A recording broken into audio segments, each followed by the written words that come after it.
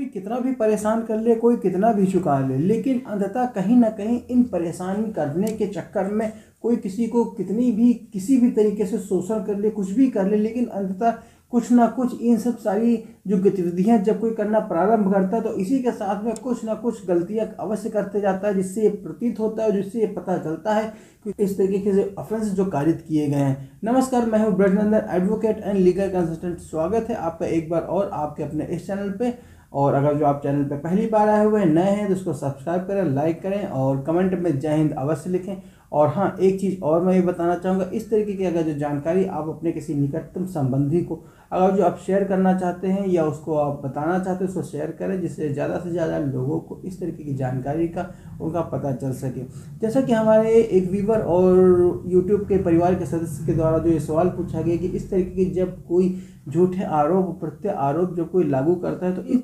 गलत तरीके के आरोप से हम किस प्रकार बच सकते हैं, क्या हम करें जिससे कि हमारा कोई नुकसान भी होने ना पाए और हम इन तरीके के जो आरोप और गलत तरीके के जो आरोप के जो मुकदमा फाइल किए गए हैं उनसे हम बच के घर वापस लौट सकें। तो इसमें सबसे पहले आपको ध्यान देने वाली बात यह है कि अगर जब कोई पक्ष में, चाहे पति हो चाहे पत्नी हो, दोनों के पक्ष में जब विवाद सब शुरू होता है तो विवाद किस प्रकार प्रारंभ होता है। अगर जो उन विवाद को प्रारंभ होने से पहले कभी कभी ये भी हमें अवसर मिलता है कि उनको हम पहले से रोक के या उनको दबा कर आगे आने वाले समय में और जो हमें इस तरीके के जो आरोप और प्रत्यारोप का हमें सामना करना पड़े तो इस तरीके की हमें एक्टिविटी करने से हम उसको रोक भी सकते हैं। तो अगर जब दोनों में अगर जो विवाद उत्पन्न होता है तो सर्वप्रथम सबसे पहले बहुत ही कम मामले मैंने देखा हुआ है कि पत्नी ससुराल में रहते हुए भी, वहाँ निवास करते हुए भी पति के विरुद्ध कोई भी मुकदमा या किसी तरीके कोई कंप्लेंट माननीय न्यायालय के समक्ष प्रस्तुत की हो, क्योंकि उसको सारा बल और सारा जो ताकत जो मिलती है वो मायके आके मिलती है। अब वो ताकत समझ लीजिए या किसी का सुझाव या सलाह समझ लीजिए,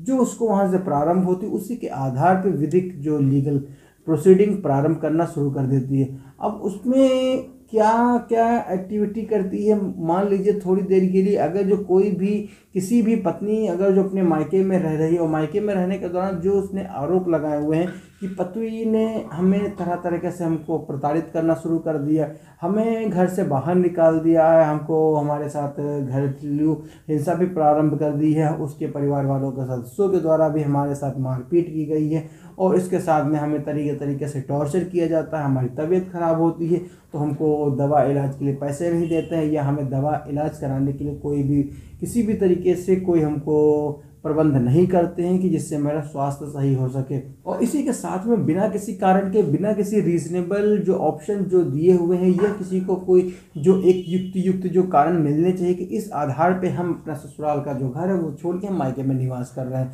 तो इन सब बिना कारणों के आधार पे जब अपने मायके चली जाती है और उसमें और अलग तरीके से जो गलतियाँ प्रारंभ करना शुरू कर देती हैं और उसके बाद जो आरोप लगाना शुरू कर देते हैं कि मैं प्रताड़ित हूँ और मुझे पीड़ित होते हुए भी मेरे साथ और मारपीट की गई है और मेरे साथ मैं कमज़ोर थी, मेरा स्वास्थ्य ठीक नहीं था, फिर भी पति या उसके घर वालों ने मेरे साथ मारपीट की, मेरे साथ घरेलू हिंसा कारित की। इसी के साथ में तरह तरह के जो और आरोप हैं वो आरोपित किए जाते हैं। और अब आज के परिवेश के हिसाब से जो आज के समय में जो माननीय उच्चतम न्यायालय द्वारा जो प्रतिपादित सिद्धांत है, नेहा बनाम रजनीश के मामले में भी सारे तथ्यों को देखते हुए, चाहे वो बाद सेक्शन 12 का DV एक्ट हो या 144 BNSS का हो या 85 के मामले में किसी भी तरीके से अगर जो कोई भी तथ्य अगर जो महिलाओं की तरफ से या पति के विरुद्ध जो योजित किए गए हैं उनमें नेहा बनाम रजनीश के अंतर्गत जो एफिडेविट देने के लिए जो उच्चतम न्यायालय ने जो डायरेक्शन किया गया है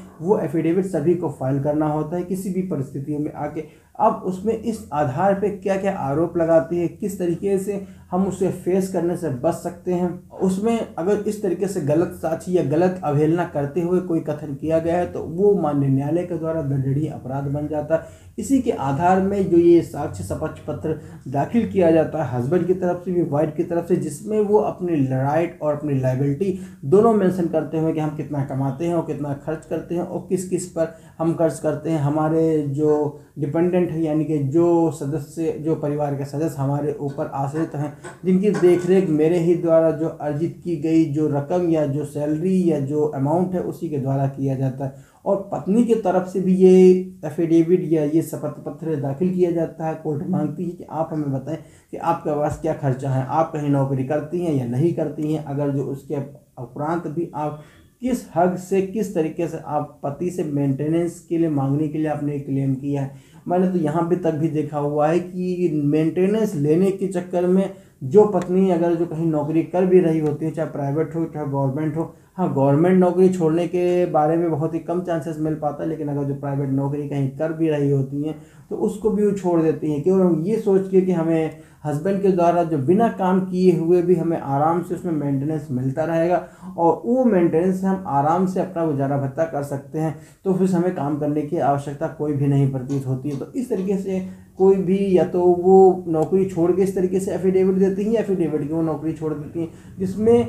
इसके साथ में माननीय न्यायालय को ये भी यकीन दिलाती हैं कि हमने कोई भी किसी भी तरीके से कोई भी हमारे अंदर कोई लीगल टेक्निकल एलिजिबिलिटी नहीं है जिससे हम अपना आय का जो साधन उत्पन्न कर सकें या हम अपनी आय के जरिए अपना जीवन यापन कर सकते हैं। और साथ में ये भी और एफिडेविट शपथ पत्र के साथ में लिखती हैं, वो चाहे झूठा लिखें चाहे सच्चा लिखें, कि हम किसी भी तरीके से कोई भी कढ़ाई या बुनाई कोई भी तरीके से तकनीक विशेषता से युक्त कोई भी काम ऐसा नहीं जानते जिससे हम अपना जीवन यापन कर सकें। तो इस तरीके की एफिडेविट दाखिल होने के उपरांत भी तब वो मेंटेनेंस के लिए इंटाइटल हो पाती हैं कि सारी कंडीशन सारी फॉर्मेलिटी पूरी होने के बाद में अब वो माननीय न्यायालय से ये प्रेयर करती हैं कि सारी टेक्निकल और सारी जो फॉर्मेलिटी है वो मैंने पूरी कर दी, इसी के आधार पे अब मुझे मेंटेनेंस दिलाया जाए। लेकिन इसके साथ में क्योंकि बहुत ही कम लोग ये ध्यान देते हैं, माननीय न्यायालय के समक्ष ये आना चाहिए, क्योंकि जब पत्नी के द्वारा पति के द्वारा जो दिया गया साक्ष्य पत्र वो तो उसमें अपनी लायबिलिटी शो करता ही है कि मेरे पास इतनी इनकम हो रही है, इससे मेरे पास ये खर्चे हैं, मेरे पास ये आश्रित लोग हैं जिनको मेरे द्वारा ही उनका पालन पोषण किया जाता है। इसके उपरांत पत्नी की तरफ से जो शपथ पत्र दाखिल किया जाता है उसमें वो अपनी एजुकेशन क्वालिफिकेशन भी मेंशन करती है। तो कोर्ट ये प्रिज्यूम करती है कि इतनी एलिजिबिलिटी होने के उपरांत भी आप किसी तरीके से कोई काम नहीं कर रही, इसका मतलब आप मेंटेनेंस लेने के लिए किसी न किसी तरीके से सारे शासन और सारे ये जो प्रयत्न किए गए हैं कि जिसके आधार पे आपको मेंटेनेंस मिल सके, जिसमें पत्नी करती हैं कि क्लेम करती हैं कि मैं कमज़ोर हूँ, मेरे पास कोई भी तकनीकी परीक्षण या कोई भी टेक्निकल एजुकेशन नहीं है जिससे हम अपनी आय का साधन उत्पन्न कर सकें या हम अपना उसके आधार पर जीवन यापन कर सकें। तो इसी के आधार पर इस आधार पर मुझे मेंटेनेंस अपने पति से दिलाया जाना बिल्कुल ही चाहिए जिससे हम अपना जीवन यापन कर सकें। और किसी किसी मामले में कोर्ट ये भी विचार करती है कि शादी से पहले आप क्या करती थी और शादी के बाद क्या करती थी। और किसी मामले में मैंने ये भी देखा हुआ कि शादी से पहले कोई पत्नी अपना काम कर रही होती या कहीं नौकरी कर रही होती, लेकिन शादी के बाद वो अपनी नौकरी छोड़ देती है और उसके साथ में ये ब्लेम और ये आरोप प्रत्यारोप का सिलसिला जारी होता है कि हस्बैंड या उसके ससुराल वालों के कहने को उन्होंने ज़बरदस्ती उसे नौकरी नहीं करने दिया और मुझे नौकरी करने से मना करते थे, और इसके उपरांत अगर मुझे कहती थी तो मेरे साथ घरेलू हिंसा की जाती थी, जिसके फलस्वरूप मैंने अपनी नौकरी छोड़ दी। अब ऐसी इस दशा में मेरे पास कोई भी आय का साधन नहीं है, इसी के आधार पर मुझे अपने पति से मेंटेनेंस दिलाया जाना अति आवश्यक है। तो आज का वीडियो इतना ही है, यहीं तक है। मिलते हैं किसी और एक वीडियो में किसी और एक जानकारी के साथ।